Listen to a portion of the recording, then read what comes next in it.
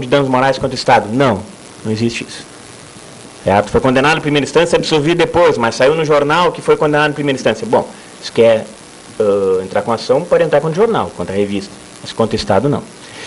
Mas se ele provar numa revisão criminal que, efetivamente, condenado com trânsito em julgado, provou que é inocente, aí sim. Tá? Inclusive tem uma posição que eu acho muito interessante, que é do ministro Lewandowski, né? E que ele sustenta que se essa absolvição na revisão criminal se deu pelo fato de aparecerem provas novas, o Estado não seria responsável. Né? É interessante essa posição, né? Porque, na verdade, aí ele entende que não teve culpa do judiciário, porque foram provas novas. Né? Na época não tinha essas provas. Mas não é um entendimento... Né? O entendimento é que, havendo revisão criminal e absolvição, o sujeito tem direito à indenização. E também quando ficar preso além do tempo. É a história velha do sujeito que pagou a pena e está ainda preso.